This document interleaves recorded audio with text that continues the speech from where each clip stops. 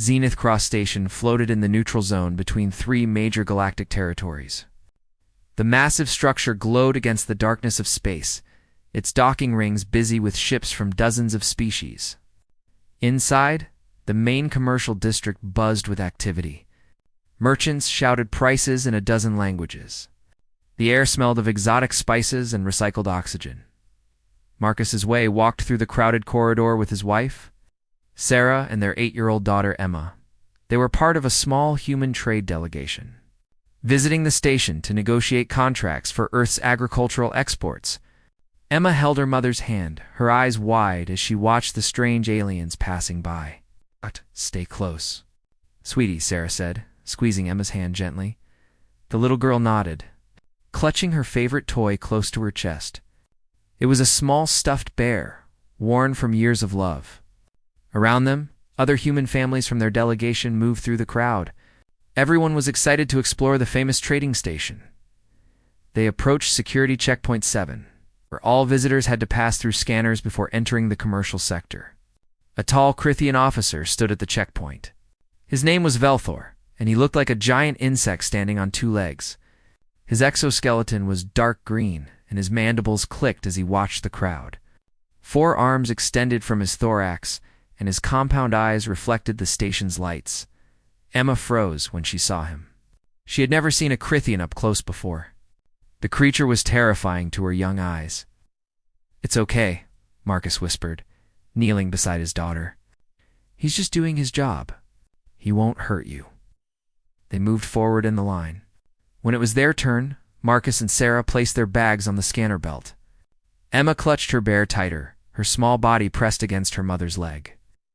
"Move forward," Velthor commanded, in heavily accented Standard Galactic. His voice was harsh, like grinding metal. Emma took a small step forward, but her hands were shaking. The Crithian officer leaned down, his mandibles clicking louder. The sound terrified the little girl. "Place all items on the belt," Velthor said, pointing at Emma's bear with one of his sharp claws. "It's just a toy," Sarah said calmly. "A stuffed animal. It's harmless." "All items must be scanned," the officer insisted. Emma's eyes filled with tears. She didn't want to let go of her bear. It was her comfort item, the thing that made her feel safe in this strange place. Her small fingers gripped it tighter. "Emma, honey, just put it on the belt for a moment," Marcus said gently. "You'll get it right back." The little girl's hands trembled as she slowly extended the bear toward the belt. But her nervousness made her clumsy. The bear slipped from her fingers and fell to the floor. It rolled forward, stopping near a stack of cargo containers marked with red warning symbols. "No," Emma cried out, taking a step toward her toy. Everything happened in a flash. Officer Velthor's secondary arm shot out with frightening speed. The hard edge of his chitinous limb struck Emma across the face. The sound echoed through the checkpoint like a gunshot. Emma fell backward, crying out in pain. A red mark bloomed instantly across her cheek. Blood trickled from a small cut near her eye. "Emma." Sarah screamed, dropping to her knees beside her daughter. Marcus saw red. Every muscle in his body tensed. His hands balled into fists. The urge to attack, to destroy the creature that had hurt his child, was overwhelming. But years of diplomatic training held him back, barely. "She approached restricted cargo," Velthor said coldly, as if nothing unusual had happened. "Juveniles must be controlled. She's a child." Marcus roared, his voice shaking with barely contained rage. "She's 8 years old." Other humans from their delegation rushed over. Security personnel from various species began gathering around the checkpoint. Sarah held Emma close, checking her injury. The little girl sobbed against her mother's shoulder, terrified and in pain. A Centaurian administrator named Quellen arrived, his forelegs clicking rapidly on the metal floor.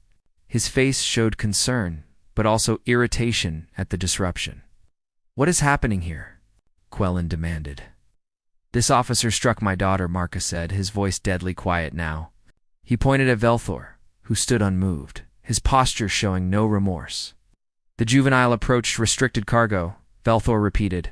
"I maintained security protocols by hitting a child," Sarah said, her voice breaking as she held Emma. "Look at her face. Quellen examined Emma's injury with his large eyes. The mark was already swelling, and the cut continued to bleed slowly. He sighed, clearly uncomfortable with the situation. Officer Velthor, perhaps that was excessive, Quellen said carefully. I followed procedure, the Crithian insisted. Procedure? Marcus stepped forward, and 2 security guards moved to intercept him. Your procedure is to assault children. Please, Mr. Wei, Quellen said, raising his hands in a placating gesture. Let us not escalate this situation. I am sure Officer Velthor did not intend serious harm. Perhaps we can arrange an apology and some compensation for the medical treatment. Marcus stared at the administrator in disbelief. Compensation. My daughter was assaulted by your security officer, and you want to solve this with credits? It is the standard procedure for such incidents, Quellen explained. A formal apology, medical costs covered, perhaps some additional compensation for distress? Then everyone can continue with their business. No, Marcus said flatly. I beg your pardon? No, Marcus repeated, his jaw set. I want formal charges filed. I want this officer arrested and tried for assault on a minor. Quellen's expression shifted to alarm. Mr. Wei, that would be highly irregular. Officer Velthor is a respected member of station security. The Crithian embassy would certainly object. It could create a diplomatic incident. It already is an incident, Sarah said quietly, still holding Emma. The moment he touched our child, Velthor clicked his mandibles dismissively. Deathworlders coddle their offspring. The juvenile was undisciplined. A small correction was appropriate. The words hung in the air. Every human in the corridor went very still. Their expressions changed, becoming cold and hard. Marcus looked at the Crithian officer for a long moment. When he spoke, his voice was ice. Sarah, take Emma to the medical bay. Document every injury with scans and photographs. Everyone else, return to our quarters and stay there. He turned to Quellen. I need to send a priority message to Earth. Encrypted diplomatic channel. Mr. Wei, please reconsider, Quellen pleaded. This can be resolved simply. It will be resolved, Marcus said. But not simply. 3 hours later, Marcus sat alone in the communication room. He had filed a formal complaint with station security. He had documented everything. And now, he sent his message home. The encrypted transmission traveled through the quantum relay network, jumping across light years in seconds. It arrived at Human Colonial Defense Fleet headquarters on Earth, where it was immediately flagged as priority. Admiral James Harding read the message in his office. He was a veteran of 30 years of service, a man who had seen combat on 3 different worlds. His face was weathered, his gray hair cut military short. He read the message twice, his expression growing colder with each word. The message was simple. Crithian officer assaulted Emma at Zenith Cross Station. Local authorities refusing proper investigation. Request assistance. Attached were medical scans showing Emma's injuries. A fractured cheekbone. Severe bruising. Trauma indicators. Admiral Harding stood slowly. He walked to his window, looking out at the ships docked at Earth's orbital station. For a long moment, he was silent. Then he pressed his communication button. This is Admiral Harding. Assemble Response Team Valkyrie. Full deployment authorization. Destination, Zenith Cross Station. Zaid's voice came back, surprised. Sir, that's a neutral zone. Deploying a battle group. Did I ask for discussion? Harding's voice was quiet, but sharp as a blade. No, sir. Assembling Team Valkyrie now. Harding looked back at the image of Emma's bruised face on his screen. His own daughter was grown now, a captain serving in the fleet. But he remembered when she was 8 years old. He remembered every scraped knee, every tear, every moment of fear she had ever experienced. Someone had struck a human child. Someone had hurt one of their young. We're going to Zenith Cross, he said to the empty room. And we're going to deliver consequences. An alien officer struck a human child. The Deathworlders arrived to deliver consequences. #. Part 2. Escalation and arrival the next morning. The situation got worse. Marcus received a formal communication from the Crithian embassy. The message was cold and brief. They demanded he withdraw his complaint immediately. Officer Velthor had an exemplary service record, they said. The incident was minor. The human delegation was making an unnecessary problem. Marcus deleted the message without responding. Administrator. Quellen visited the human quarters personally. He moved nervously on his 4 legs, his diplomatic robes rustling with each step. Sarah let him in, while Emma slept in the next room, her face still swollen and bruised. Mr. Wei. Mrs. Wei, Quellen began, his voice careful. I understand you are upset. Any parent would be. But you must understand the position this puts the station in. The Crithian government is very influential in this sector. They are demanding you accept their apology and close this matter. What apology? Marcus asked, crossing his arms. I haven't received any apology. Well, not a direct one, but... Then there is no apology, Sarah interrupted. Her voice was calm, but her eyes were hard. That officer struck our daughter. He showed no remorse. And your station is protecting him. Quellen's body language showed distress. I am trying to protect everyone. If this escalates, it could damage trade relationships throughout the sector. Thousands of beings depend on this station for their livelihoods. Our daughter depends on us to protect her, Marcus said simply. Nothing else matters more than that. After Quellen left, a Vaxian merchant named Threll approached Marcus in the corridor. The Vaxian looked like a walking lizard with scales that changed color based on his emotions. Right now, they showed worried yellows and oranges. Human Marcus, Threll said quietly, may I speak with you? Marcus nodded, and they stepped into a quiet corner. I have traded with many species for 20 cycles, Threll said. You are making powerful enemies over one small injury. Among my people, such a thing would be forgotten quickly. Why do you humans react so strongly to harm to your young? Marcus studied the alien. Threll seemed genuinely curious, not hostile. How do your people raise children? He asked. We lay eggs, Threll explained. Hundreds at a time. They hatch in communal pools. The strongest survive, and the community raises them together. No single parent bonds with specific offspring. Marcus felt a chill at the casual way Threll described it. Humans only have 1 or 2 children at a time, he said slowly. Sometimes 3. We carry them inside our bodies for 9 months. When they're born, they're completely helpless. They can't walk, can't feed themselves, can't survive alone. It takes years of constant care to raise a human child. Threll's scales flickered with interest. That seems very inefficient, maybe Marcus agreed. But it means we bond with our children completely. They're not just offspring. They're pieces of our hearts walking around outside our bodies. Hurting a human child isn't like breaking a rule. It's like attacking the parent directly. It's like declaring war on the family. The Vaxian scales shifted to thoughtful purples. I am beginning to understand. But you should know, the Crithians will not back down. They see this as a challenge to their authority. Your emotional attachment will seem like weakness to them. Let them think that, Marcus said. They'll learn differently. Threll tilted his head. You seem very confident. You are civilians, far from your homeworld. What can you do? Marcus smiled, but there was no warmth in it. I sent a message home. We'll see. 3 days passed. Emma's bruise started to heal, but she didn't want to leave their quarters. She had nightmares about the Crithian officer. Sarah spent hours holding her, reading to her, trying to make her feel safe again. Marcus spent those days documenting everything. He collected witness statements from other humans. He obtained the security footage from the checkpoint. He had Emma's medical records copied and certified. He was building a case. On the morning of the 4th day, Zenith Cross Station's sensors detected something unusual. Multiple ships dropping out of faster-than-light travel at the edge of the system. Not merchant vessels. Military ships. Human military ships. The station's control center erupted in chaos. Sensor operators stared at their screens in disbelief.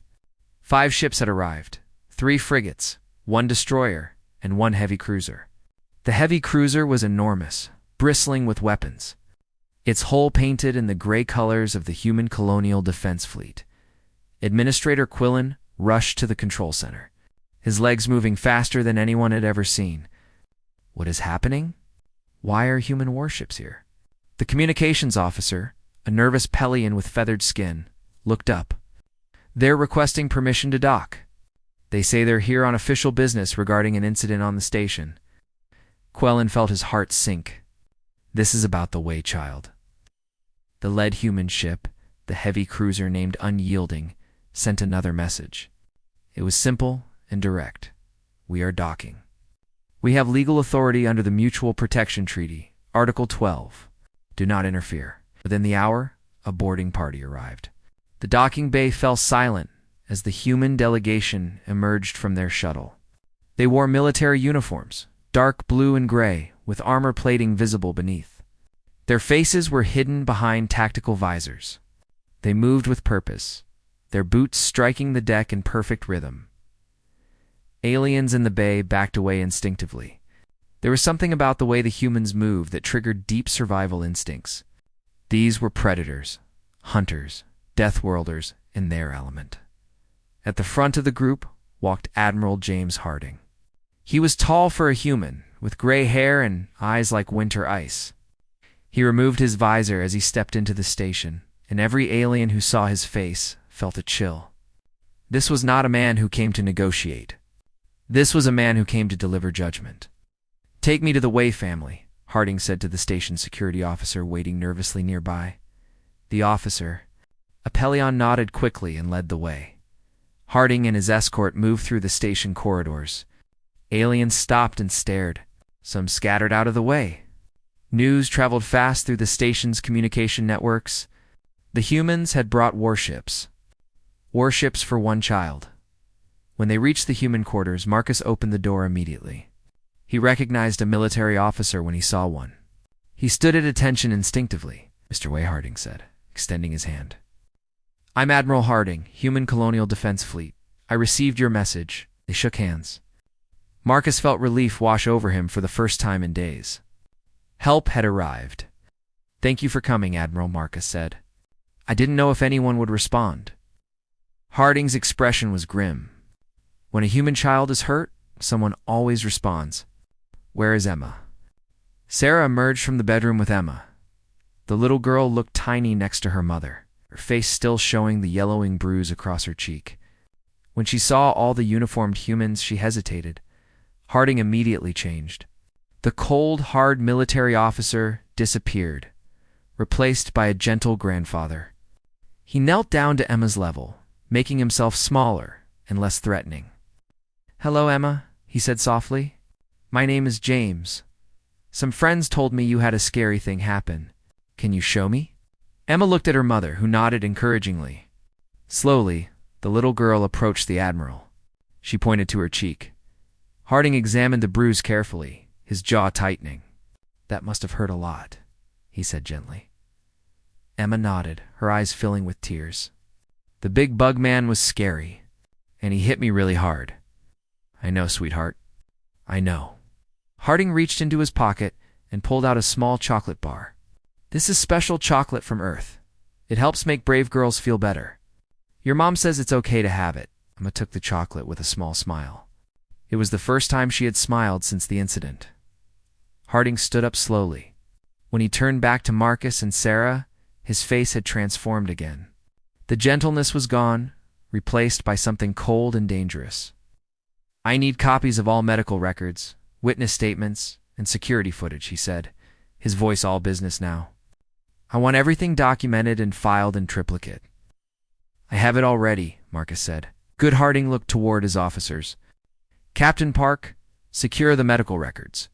Lieutenant Chen, I want that security footage analyzed frame by frame. Commander Okafor, find out where Officer Veltar is right now and make sure he doesn't leave this station." The officers saluted and moved to execute their orders. Harding turned back to the Way family. "You did the right thing calling us," he said. "I know 3 days felt like a long time, but we had to do this properly. We had to assemble the right team, file the proper notifications with galactic authorities, and make sure everything was legal. Now we're here, and we're going to resolve this." "What happens next?" Sarah asked. Harding's smile was sharp. "Next, I go have a conversation with Administrator Quellen and the Crithian ambassador. I'm going to explain to them how human justice works. Officer Velthor struck a child.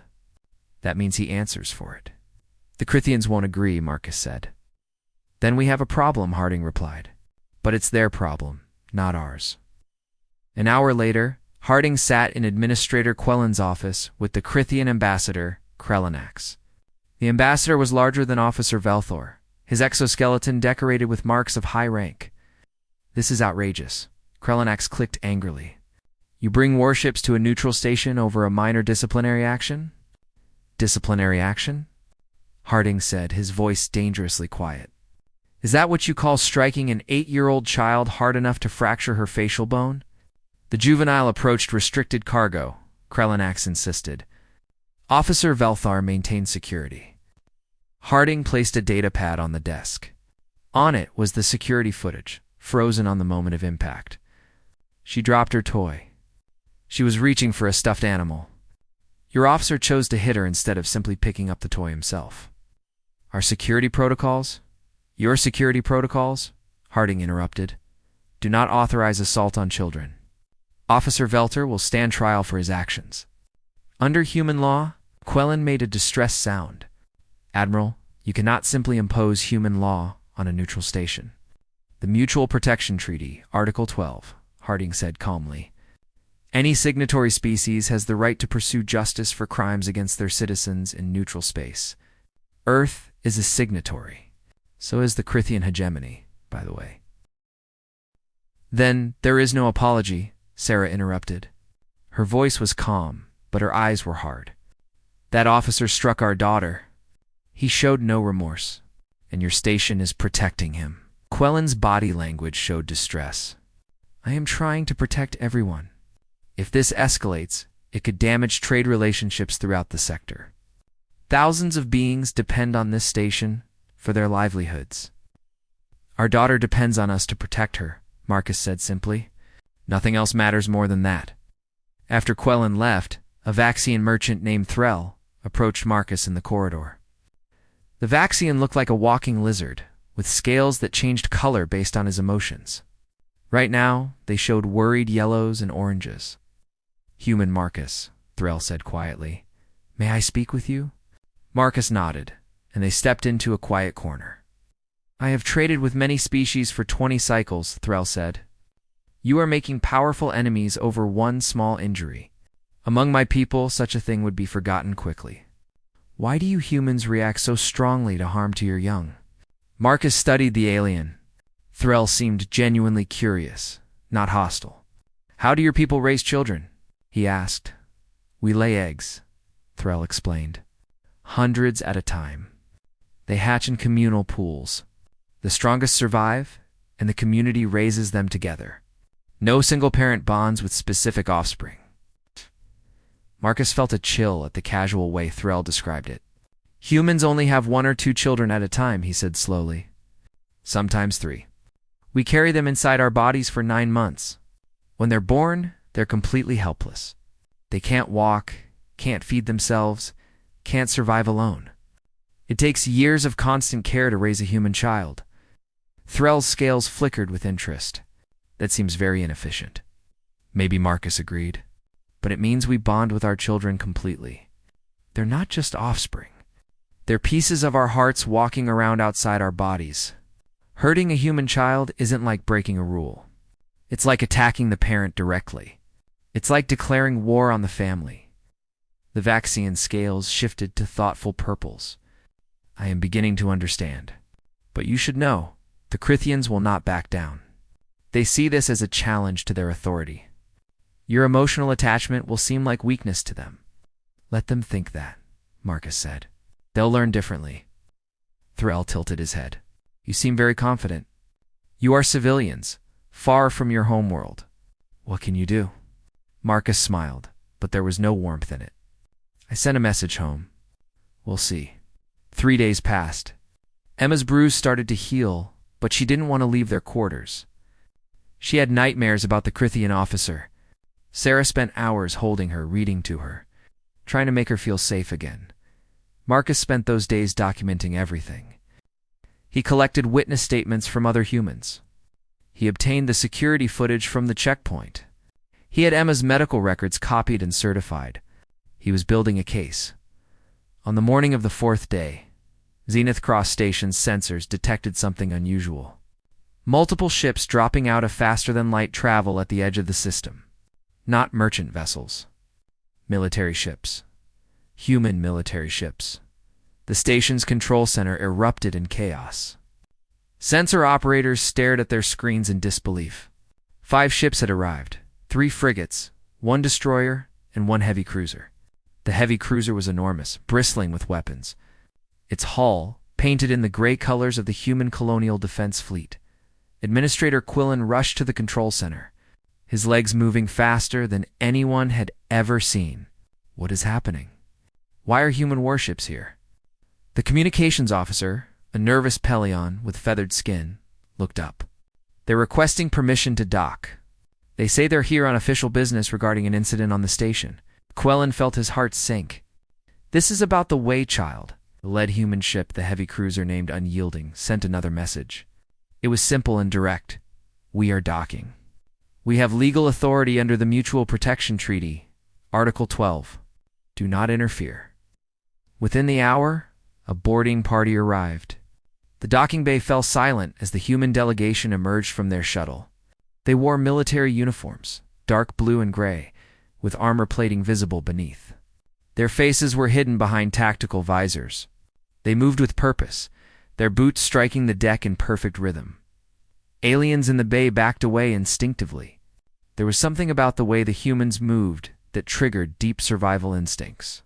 These were predators, hunters, Deathworlders in their element. At the front of the group walked Admiral James Harding. He was tall for a human, with gray hair and eyes like winter ice. He removed his visor as he stepped into the station, and every alien who saw his face felt a chill. This was not a man who came to negotiate. This was a man who came to deliver judgment. "Take me to the Way family," Harding said to the station security officer, waiting nervously nearby. The officer, Apellion, nodded quickly and led the way. Harding and his escort moved through the station corridors. Aliens stopped and stared. Some scattered out of the way. News traveled fast through the station's communication networks. The humans had brought warships. Warships for one child. When they reached the human quarters, Marcus opened the door immediately. He recognized a military officer when he saw one. He stood at attention instinctively. "Mr. Way," Harding said, extending his hand. "I'm Admiral Harding, Human Colonial Defense Fleet. I received your message." They shook hands. Marcus felt relief wash over him for the first time in days. Help had arrived. "Thank you for coming, Admiral," Marcus said. "I didn't know if anyone would respond." Harding's expression was grim. When a human child is hurt, someone always responds. "Where is Emma?" Sarah emerged from the bedroom with Emma. The little girl looked tiny next to her mother, her face still showing the yellowing bruise across her cheek. When she saw all the uniformed humans, she hesitated. Harding immediately changed. The cold, hard military officer disappeared, replaced by a gentle grandfather. He knelt down to Emma's level, making himself smaller and less threatening. "Hello, Emma," he said softly. "My name is James. Some friends told me you had a scary thing happen. Can you show me?" Emma looked at her mother, who nodded encouragingly. Slowly, the little girl approached the Admiral. She pointed to her cheek. Harding examined the bruise carefully, his jaw tightening. "That must have hurt a lot," he said gently. Emma nodded, her eyes filling with tears. "The big bug man was scary. And he hit me really hard." "I know, sweetheart. I know." Harding reached into his pocket and pulled out a small chocolate bar. "This is special chocolate from Earth. It helps make brave girls feel better. Your mom says it's okay to have it." Emma took the chocolate with a small smile. It was the first time she had smiled since the incident. Harding stood up slowly. When he turned back to Marcus and Sarah, his face had transformed again. The gentleness was gone, replaced by something cold and dangerous. "I need copies of all medical records, witness statements, and security footage," he said, his voice all business now. "I want everything documented and filed in triplicate." I have it all ready, Marcus said. Good. Harding looked toward his officers. Captain Park, secure the medical records. Lieutenant Chen, I want that security footage analyzed frame by frame. Commander Okafor, find out where Officer Velthor is right now, and make sure he doesn't leave this station. The officers saluted and moved to execute their orders. Harding turned back to the Wei family. You did the right thing calling us, he said. I know 3 days felt like a long time, but we had to do this properly. We had to assemble the right team, file the proper notifications with galactic authorities, and make sure everything was legal. Now, we're here, and we're going to resolve this. What happens next? Sarah asked.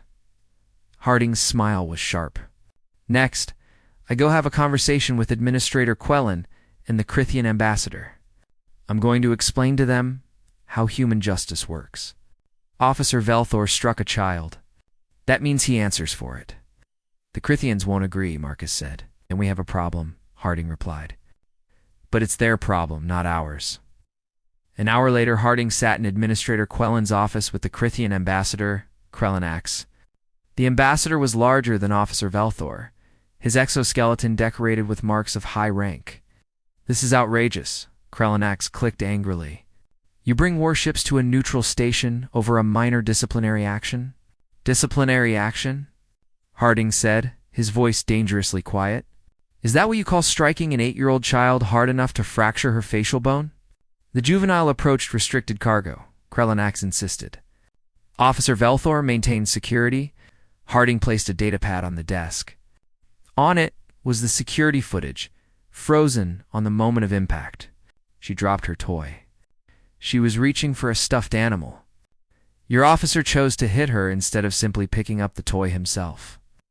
Your security protocols, Harding interrupted, do not authorize assault on children. Officer Velthor will stand trial for his actions. Under human law, Quellen made a distressed sound. Admiral, you cannot simply impose human law on a neutral station. The Mutual Protection Treaty, Article 12, Harding said calmly. Any signatory species has the right to pursue justice for crimes against their citizens in neutral space. Earth is a signatory. So is the Crithian hegemony, by the way. Krellenax's mandibles clicked rapidly. We will not allow one of our officers to be tried by Deathworlders. This is an internal matter. Harding stood up slowly. He was not a tall man, but in that moment he seemed to fill the room. Then we have a problem.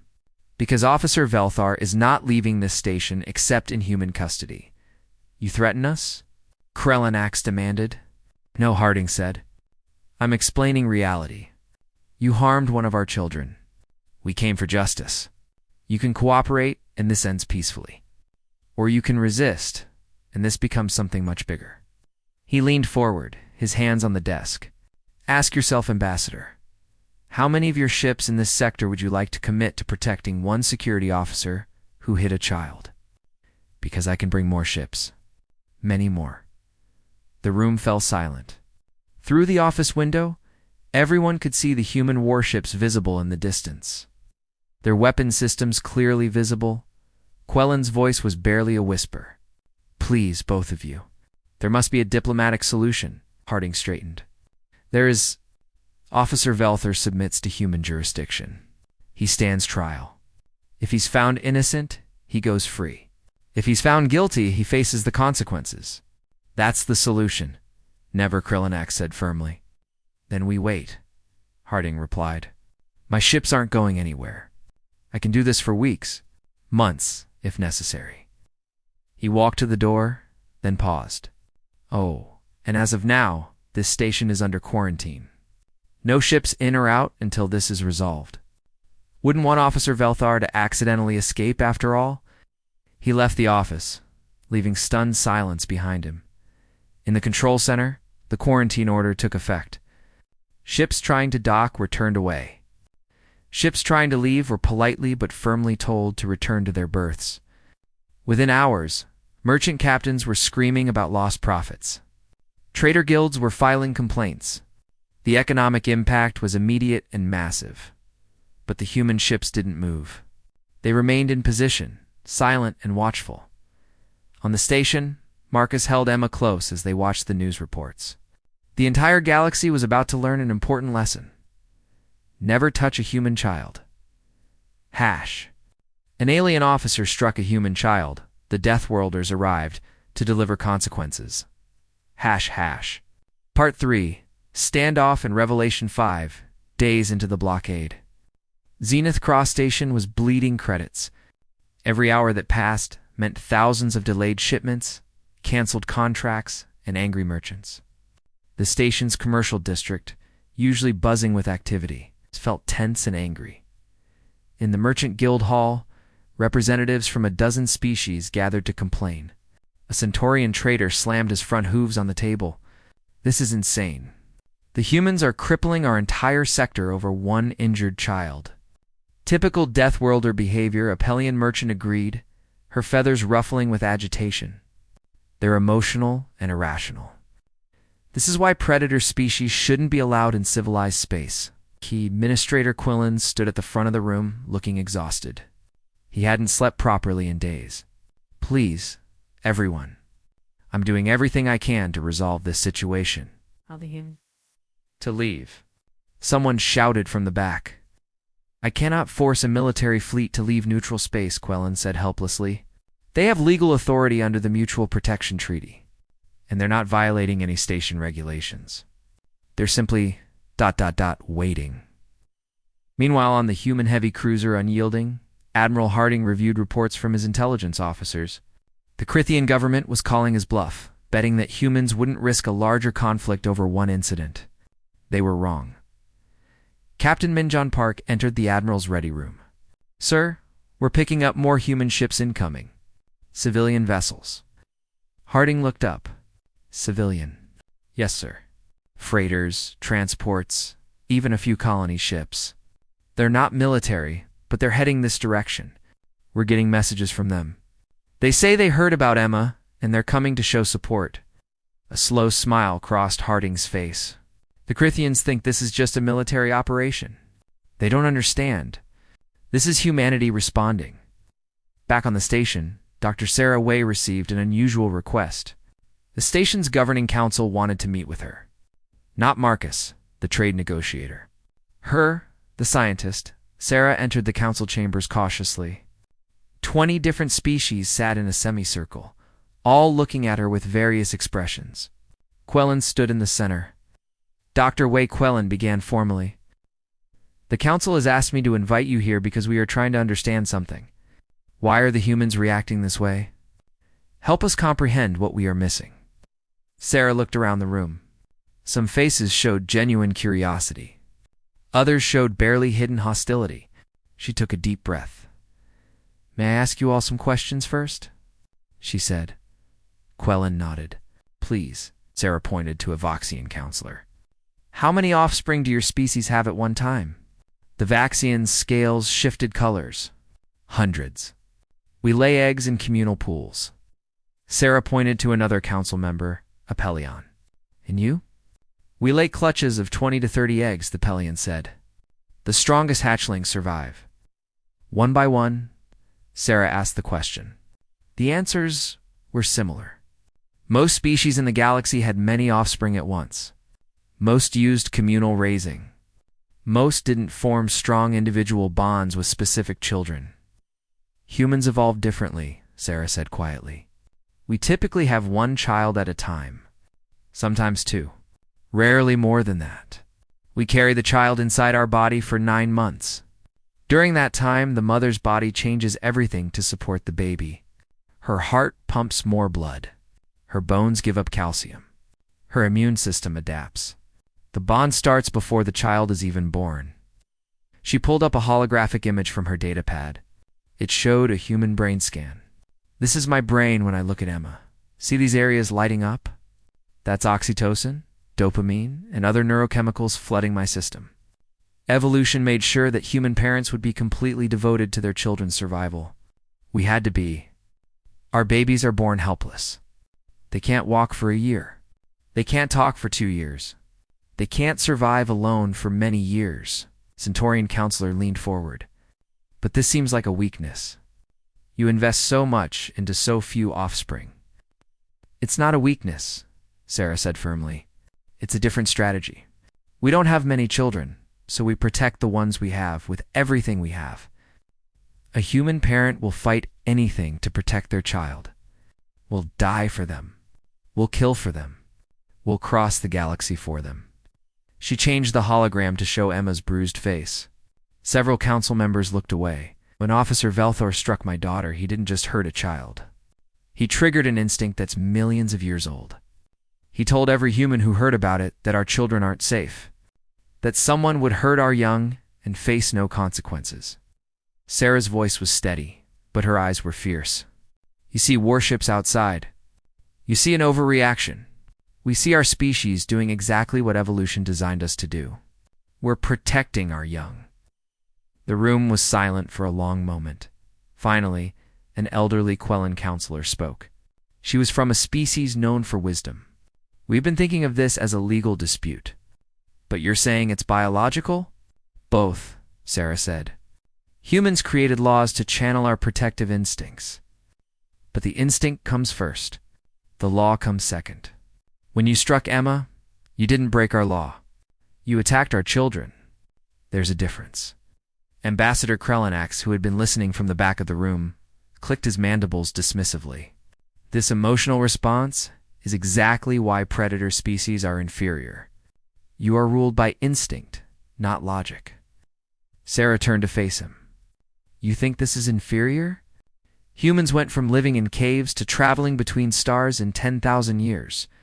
Do you know why? Because we protect our children so fiercely that almost all of them survive to adulthood. Every generation builds on the knowledge of the last. Every child who lives can learn, grow, and contribute. Our emotional response made us the most rapidly advancing species in the galaxy. She walked closer to the Crithian ambassador. You call us Deathworlders like it's an insult. Yes, we come from a brutal planet. A world where everything wanted to kill us. Whether animals, diseases, even the plants were dangerous. We survived because we worked together, because we protected our weak, because we loved our children enough to fight the whole world for them. Krellanax's mandibles clicked rapidly. Poetic words? They change nothing. Officer Velthar will not stand trial under human law. Sarah's expression went cold. Then this standoff continues. And every day, it continues. More humans arrive. More ships. More people. Because the word is spreading through every human colony, every human settlement. They know a child was struck, and justice was denied. They're coming. She turned back to the council. You want to understand humans. Understand this. We're persistent. We're stubborn. And we never, ever abandon our children. That station outside has enough supplies to maintain the blockade for 6 months. Those civilian ships coming? They're bringing more supplies. We can do this for years if we have to. After Sarah left, the council chamber erupted in argument. Some species were beginning to understand the human position. Others remained hostile. But everyone was starting to realize this wasn't going to end quickly. Outside, more human ships continued to arrive. Not just military vessels now. Civilian transports, freighters, even a few personal yachts. They took up positions around Zenith Cross, creating a growing wall of human presence. On the station, a Vaxian anthropologist named Threll began publishing articles about human behavior. He interviewed human families, studied their interactions, documented the way they cared for their young. His reports spread through the station's information networks. One report included video footage that particularly shocked the aliens. It showed a human mother lifting a ground transport vehicle to save her child trapped beneath it. The vehicle weighed more than any human should be able to move, but adrenaline and desperate love had given her impossible strength. Another video showed human father fighting off a predator on a colony world. The predator was larger, stronger, better armed by nature, but the father refused to stop fighting until his children were safe. He survived with terrible wounds, but his children were unharmed. Threll's conclusions sent ripples through the galactic community. Humans are apex predators who chose to become social creatures. They retained their predator capabilities, but channeled them into protective behaviors. A human parent is possibly the most dangerous creature in the galaxy because they fight with no regard for their own survival. They only care about their child's safety. The Crithian military commander, watching from his ship in Crithian space, read these reports with growing concern. He had been ready to call the human bluff, to send ships to break the blockade. But now he was reconsidering. His intelligence officer brought him more troubling news. "Sir, we're detecting human fleet movements throughout the sector. 3 more battle groups have been put on alert. They're not moving toward Zenith Cross yet, but they're clearly preparing." The commander's mandibles twitched nervously. "Over 1 security officer?" "Over 1 child, sir," the intelligence officer corrected. The humans are framing this as a test case. They're saying if one of their young can be harmed without consequences, then none of their children are safe anywhere in the galaxy. Back on Zenith Cross, Emma was slowly recovering. Her physical bruises were healing, but she still had nightmares. Marcus and Sarah took turns staying up with her, holding her when she woke up crying. One evening, Admiral Harding visited their quarters again. He brought with him a young woman in a captain's uniform. "Mr. and Mrs. Way, Emma," Harding said gently. "I'd like you to meet my daughter, Captain Jennifer Harding." The young woman knelt down to Emma's level, just like her father had. "Hi, Emma. When I was 7, something scary happened to me too. A big kid at school pushed me down and hurt me. Want to know what my dad did?" Emma nodded, curious. "He went to the school," Captain Harding said with a smile, "and he talked to everyone until they made sure it would never happen again. He taught me that it's okay to be scared, but I never have to be alone when I'm scared. There's always someone who will protect me." Emma looked up at Admiral Harding with wide eyes. "Like you're protecting me now?" "Exactly like that," Harding said softly. "That's what we do for our children." After they left, Emma seemed a little brighter. She understood now that what happened wasn't her fault. And she understood that her people would always come for her in the Crithian embassy. Ambassador Krellinax was receiving angry messages from his government. The blockade was affecting Crithian trade routes. Other species were questioning Crithian judgment. Some were even suggesting that maybe Officer Velthar should face human justice just to end the situation, but Krellinax refused. To back down would show weakness. The Crithian hegemony did not show weakness. What he didn't know was that weakness wasn't what the humans were looking for. They wanted justice, and they were willing to wait as long as it took. On the 10th day of the blockade, something shifted. A coalition of smaller species, those who also had protective relationships with their young, approached the human fleet. They sent a simple message: "We understand. We support you." It wasn't military support, but it was political support. And it changed the calculation. The galaxy was beginning to understand. The humans weren't being irrational. They were being human, and that, it turned out, was something that couldn't be ignored. An alien officer struck a human child, the Deathworlders, arrived to deliver consequences, Part 4, the reckoning on day 14 of the blockade. The Crithian government made a mistake. They decided to extract Officer Velthar by force. A Crithian military transport dropped out of FTL at the edge of the system. It was escorted by 2 armed frigates. The message to Zenith Cross Station was simple. They were coming to retrieve their officer, and anyone who interfered would face consequences. Admiral Harding received the notification in his ready room. Captain Park stood beside him, reading the tactical display. "They're serious," Park said. "Those frigates are weapons hot. They're ready for a fight." Harding's expression didn't change. "So are we. Alert all ships to battle stations, but do not fire unless fired upon. I want this done cleanly." 20 minutes later, the Crithian transport requested docking clearance. Administrator Quillen, sweating from every pore, didn't know what to do. If he allowed them to dock, the humans would respond. If he denied them, the Crithians would be furious. He didn't have to make the decision. A squad of human marines was already positioned at docking port 7, where the Crithian ship was approaching. Lieutenant Commander Chen led the marine unit. She was a small woman, barely 5.5 feet tall, but her armor made her look like an armored tank. Behind her, 20 Marines stood in formation, their weapons held ready but not aimed. The Crithian transport docked. The airlock cycled. The door opened.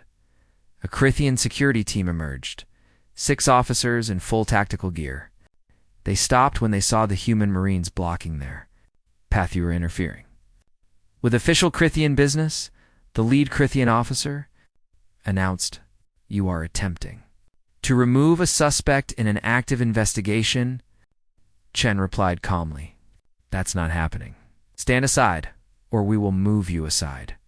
Chen didn't move. Neither did her Marines. The two groups faced each other in the docking bay, weapons ready, neither side willing to back down. In the station's control center, everyone watched the security feeds in horror. One wrong move, and the docking bay would turn into a battlefield, somewhere else on the station. Officer Velthor had been watching the same feeds. He had been confined to quarters for 2 weeks, growing more anxious each day. When he saw the Crithian transport arrive, he saw his chance to escape. He slipped out of his quarters when the security guard was distracted by the docking bay situation. Velthar moved quickly through the maintenance corridors, heading toward the Crithian ship. He knew the station's layout well. He could reach the transport before anyone noticed. He was gone. What he didn't know was that human intelligence had been tracking him the entire time. They were waiting for exactly this moment. As Velthor crawled through a maintenance tunnel, emergency bulkheads suddenly slammed shut in front and behind him. Red lights filled the corridor. An alarm blared. Officer Velthor, a voice said through the speakers. It was Captain Park. You are attempting to flee an active investigation. Return to your quarters immediately, or you will be taken by force. Velthor's mandibles clicked in panic. He reversed direction, finding an alternative route. He was faster than humans, he told himself. He could outrun them. He dropped down into a cargo level, his multiple legs moving in rapid coordination. Behind him, he heard the heavy footsteps of human Marines. They were following, but they were slower. He could escape. The cargo level was dark and filled with storage containers. Velthar wove between them, his compound eyes adjusting to the low light. He could see the heat signatures of the Marines behind him. They were spreading out, trying to surround him. But there was a gap. A route through the containers that would take him to another docking bay. He could make it. Velthar ran. His legs pounded against the deck plating. He could hear his own breathing, rapid and panicked. Freedom was just ahead. The Crithians would protect him. He would be safe. He burst through a gap between containers and ran straight into Captain Park. The human officer stood calmly in the center of the corridor, arms crossed. Behind him, more Marines emerged from hiding positions among the containers. They had herded Velthor exactly where they wanted him. Going somewhere? Park asked quietly. Velthor spun around. Marines blocked every exit. He was surrounded. His mandibles clicked rapidly in fear. Please, Velthar said, his voice shaking. I was only doing my job. The juvenile was approaching restricted cargo. I had to maintain security. Park walked closer. Even without armor, he was intimidating. You hit a child. A small, frightened child who dropped her toy. You could have simply stopped her. You could have picked up the toy. You chose to strike her instead. She was undisciplined. Deathworlder offspring are wild, and she's 8 years old, Park interrupted, his voice cold. 8. She weighs maybe 60 pounds. You're 6 feet tall, and your exoskeleton is harder than steel. You struck her with enough force to fracture bone. Velthor backed against a container. I was following procedure. Procedure, Park repeated. He pulled up a holographic display from his wrist computer. Emma's medical scans appeared, rotating slowly. The fracture line was clearly visible across her small cheekbone. This is procedure to you? I did not mean to injure her so severely, but you did. And when you realized what you'd done, you showed no remorse. You called her undisciplined. You blamed her for your violence. Park's voice was like ice now. Officer Velthor, I have a daughter. She's 10 years old. If someone did this to her, do you know what I would do? Veltha's whole body was shaking now. The human's tone, the predator focus in his eyes, triggered every prey instinct in the Crythian's genetic memory. He was looking at death. "But I'm not going to do that," Park said, his voice returning to professional calm. "Because unlike you, we actually follow procedure. You're under arrest for assault on a minor. You will stand trial. If you're found innocent, you go free. If you're found guilty, you face the consequences. That's justice." Velthor's legs collapsed. He sank to the deck, defeated. "The Crythian government will never allow this." The Crythian government, Park said, is about to learn that they don't get to decide what happens to people who hurt human children. The Marines took Velthor into custody. They were professional, not rough, but absolutely firm. Within minutes, he was secured in a holding cell on the human cruiser at Docking Port 7. The standoff ended when news reached the Crythian security team that Velthor was already in human custody. There was nothing left to extract. The Crythians retreated to their ship and departed. Ambassador Krelinax exploded in rage when he heard the news. He demanded Velthor's immediate release. He threatened diplomatic consequences. He called it kidnapping. Admiral Harding's response was to invite every species representative on the station to attend the tribunal. It would be public, transparent, and conducted according to established legal procedures. 2 days later, the tribunal convened in a large conference hall on Zenith Cross Station. Representatives from 20 different species attended. Admiral Harding presided, but the actual judges were a 3-person panel: 1 human military lawyer, 1 Centaurian diplomat, and 1 Quellan legal expert. It was designed to show impartiality. Officer Velthor stood in the defendant's position, flanked by 2 Marine guards. The Crythian government had provided him with legal representation. But the attorney looked uncomfortable. The evidence was presented methodically.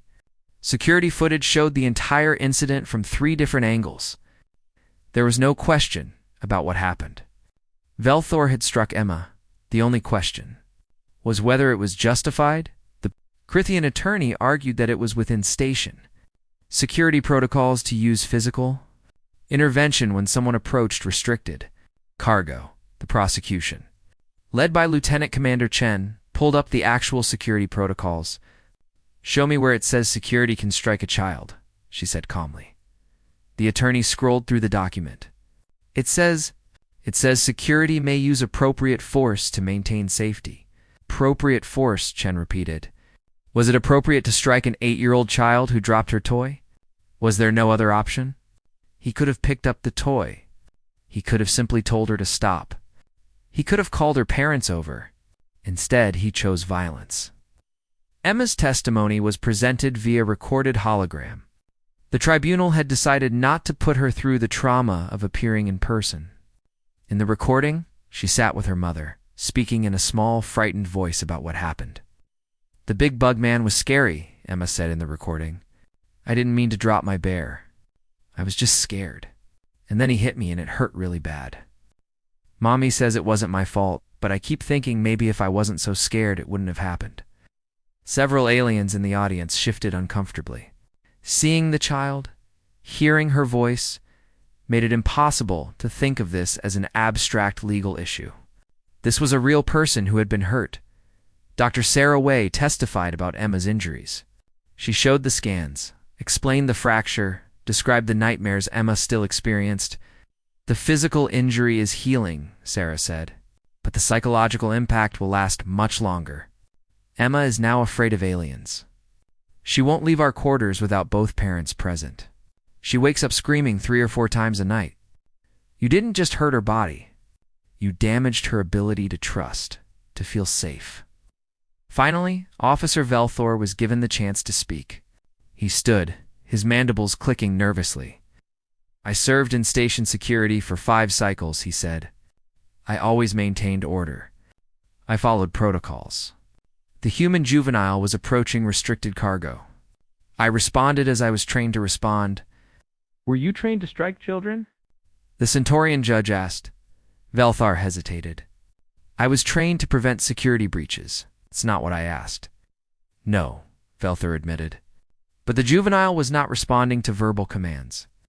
"She's 8 years old," the human judge said. She doesn't speak your language fluently. She was frightened.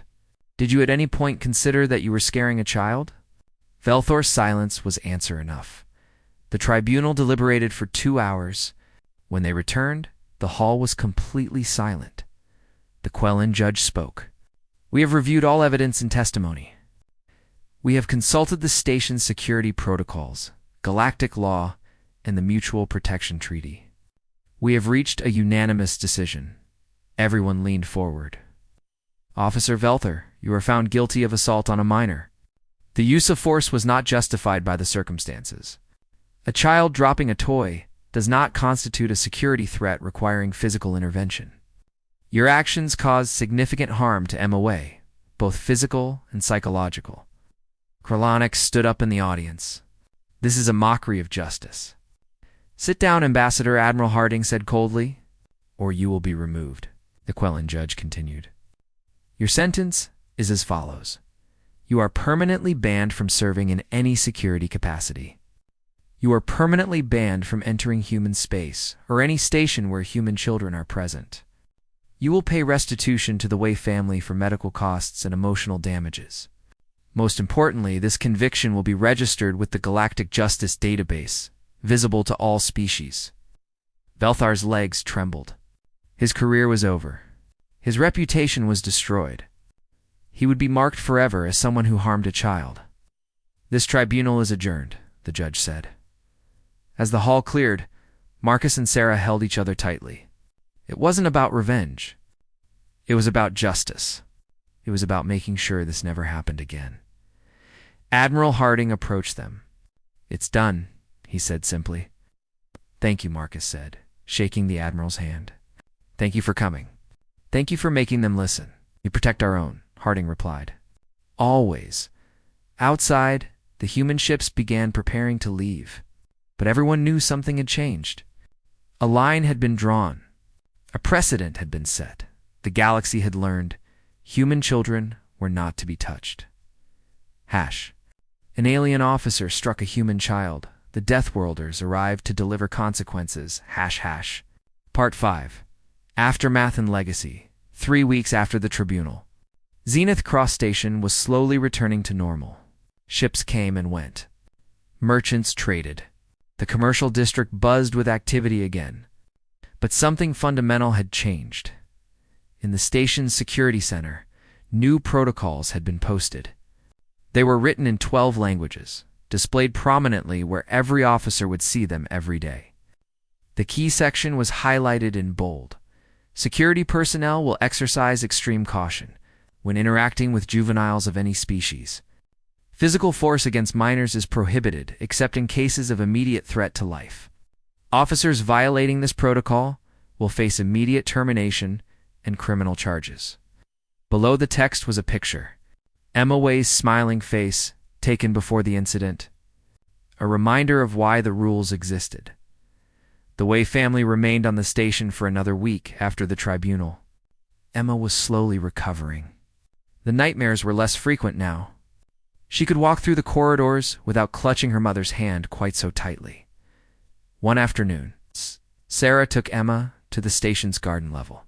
It was a beautiful space, filled with plants from dozens of worlds. They sat together on a bench, watching other families walk by. A Vaxian family approached, their scales showing nervous greens.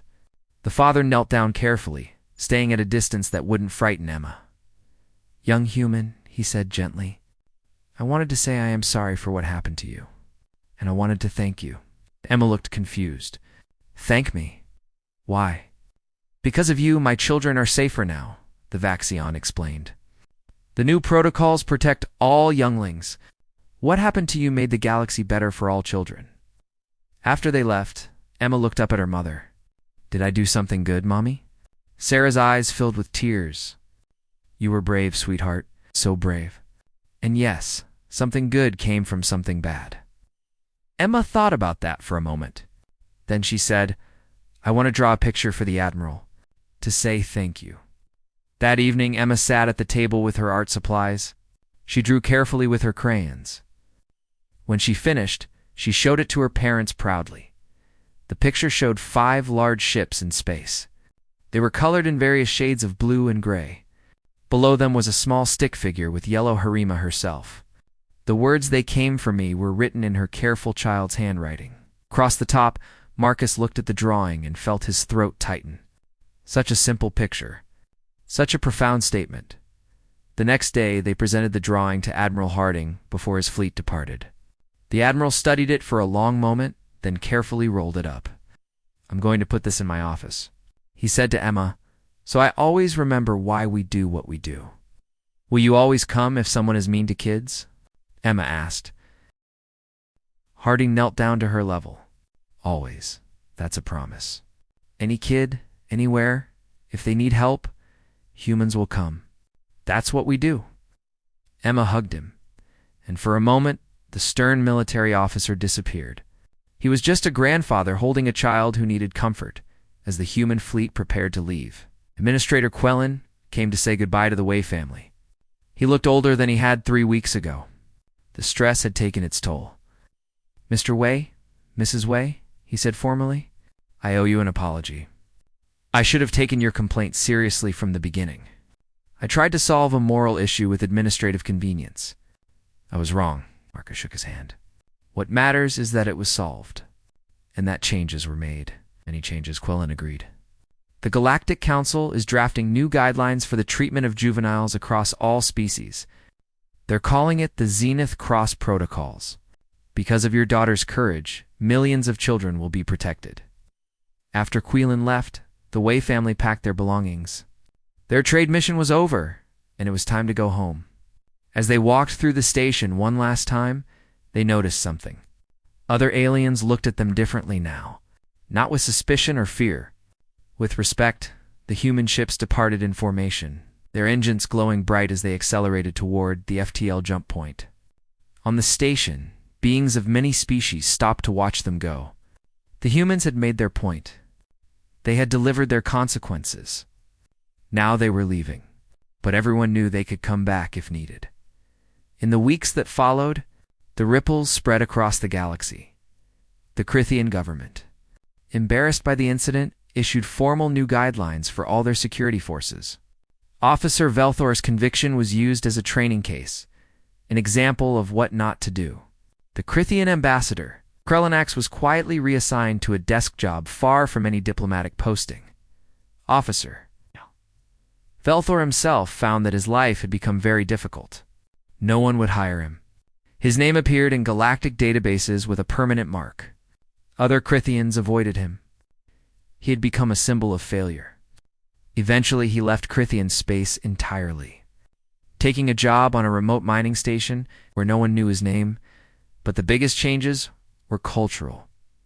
A Vaxian anthropologist named Threll published a comprehensive study titled "Protective Instincts Across Species: Why Humans Fight for Their Young." It became required reading in diplomatic academies throughout the galaxy. The conclusion was simple: never underestimate what a parent will do to protect their child. Several species that had similar protective relationships with their young approached the human government. They proposed a coalition, the Juvenile Protection Alliance. The idea was simple. Species with strong family bonds would work together to ensure children of all species were protected. The first meeting was held on Earth. Representatives from 6 different species attended. They drafted a treaty that became known as the Guardian Accord. It established that any attack on a child would be treated as an attack on all member species. It created funding for child welfare programs across the galaxy. It set up response teams that could investigate incidents like Emma's quickly and fairly. Humans led the initiative. But they weren't alone. The galaxy was beginning to understand that protecting the vulnerable wasn't weakness. It was strength. 6 months after the incident, the Wei family received a message. It was from Threll, the Vaxian anthropologist. He asked if Emma would be willing to record a message for a documentary about the incident and its aftermath. Emma, now 9 years old, thought about it carefully. Her bruise had healed completely. The nightmares were rare now. She was back to being a normal kid, playing with friends, going to school. Will it help other kids? She asked her parents. It might, Sarah said honestly. Then I'll do it. The recording was done in their home. Emma sat on the couch, looking small but determined. The questions were simple and gentle. "How do you feel now?" the interviewer asked. "I'm okay," Emma said. "Sometimes I still get scared of big aliens, but my mom and dad remind me that most people are nice. The Bugman was just one mean person." "What do you think about what happened after?" Emma thought for a moment. "It was scary when all the big ships came. But my dad said they came because I mattered. He said every kid matters. I think that's good. Every kid should know that people will protect them. If you could say something to other children who might be scared, what would you say?" Emma looked directly at the camera. "If someone hurts you, tell a grown-up you trust. And don't give up. My dad didn't give up, and people came to help. There are always people who will help if you ask." The documentary aired across the Galactic Information Network. Billions of beings watched it. The image of Emma, small and brave, speaking about her experience, touched something deep in many species. Even those who didn't naturally protect their young felt moved by her courage. 1 year after the incident, Marcus and Sarah returned to Zenith Cross Station for a trade conference. They brought Emma with them, though they were nervous about how she would react. Emma walked through the same corridor, where Officer Velthor had struck her. She walked slowly, remembering. When they reached the security checkpoint, she stopped. A new security officer stood there, Centaurian, with kind eyes. When he saw Emma, he smiled and did something unexpected. He knelt down, making himself smaller and less threatening. "You must be Emma Way," he said gently. "We learned about you in training. You're famous among security officers now?" "Famous?" Emma asked, confused. "You taught us all an important lesson," the officer said. "That our job is to protect everyone, especially children. I have your picture in my office. It reminds me every day why I do this work." Emma smiled. It was a real smile, bright and genuine. "Thank you for being nice." As they walked away, Sarah squeezed Marcus's hand. Their daughter was going to be okay. More than okay. She was healing, growing stronger. The incident would always be part of her story, but it wouldn't define her. That evening, they received a call from Admiral Harding.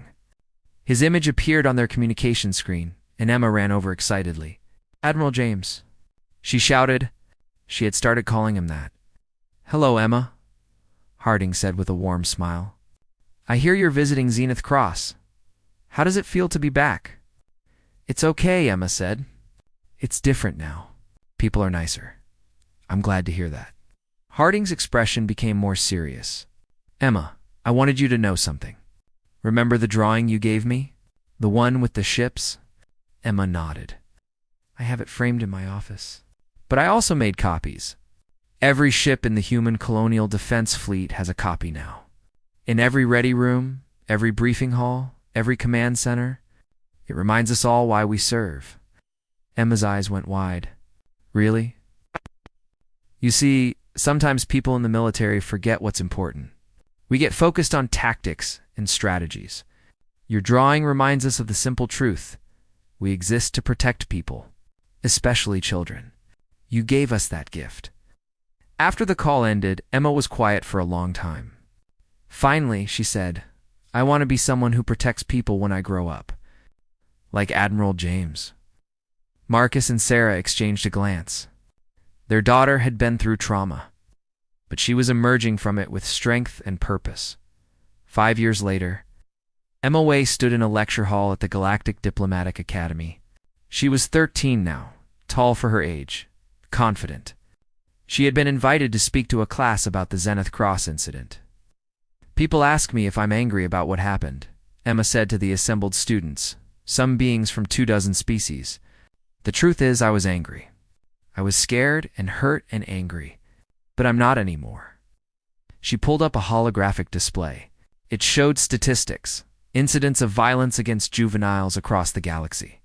The numbers had dropped by 40% since the Guardian Accord was signed. "Because of what happened to me, these numbers went down," Emma said. "Millions of kids are safer now. That doesn't make what happened to me okay, but it makes it matter. Something good came from something bad." After the lecture, a young Crithian student approached her nervously. "Miss Way, I wanted to apologize. For what my species did to you. Emma looked at the young alien carefully. You didn't do anything to me? Officer Velthar did. You're not responsible for what someone else did. Judge people by their own actions, not their species. The student's mandibles moved in what Emma had learned was a Crithian smile. Thank you. That's very wise. Emma laughed. I'm 13. I'm not that wise. I just know that being mean back doesn't help anyone. In his office on the human flagship, Admiral Harding looked at Emma's drawing one more time. He had kept his promise. Copies hung in every major human military installation. It had become an unofficial symbol of the human colonial defense fleet's mission. His communication system chimed. A report from a distant station. Another incident involving a child of a member species of the Guardian Accord. The perpetrator had been immediately arrested. The child cared for. The system was working. Harding smiled. The galaxy had learned its lesson. Children were precious. They were protected. They were valued. And if anyone ever forgot that lesson, well, humanity would be happy to provide a reminder. He looked back at Emma's drawing. At the 5 ships, colored in crayon, at the small stick figure below them, at the words they came for me. Yes. Harding thought. We came. We always will. That was the promise humanity had made. Not just to their own children, but to all. Children throughout the stars. A promise backed by warships and marines and the fierce protective instinct of a species that had fought its way up from a death world. By caring for its young, the incident on Zenith Cross Station had been a crisis. But it had also been an opportunity. An opportunity to teach the galaxy what humans valued most. An opportunity to establish standards that would protect the vulnerable. An opportunity to show that strength wasn't just about weapons and fleets. It was about what you chose to protect. Emma Way had been one frightened child, struck by someone who should have protected her. But her story had changed the galaxy. Because humanity had answered her tears with thunder. Because they had shown that a single human child mattered enough to move fleets and reshape laws. The message was clear. Written in steel and resolve across the stars, touch our children. Touch any child under our protection and face the consequences. The Deathworlders will come. They will bring justice.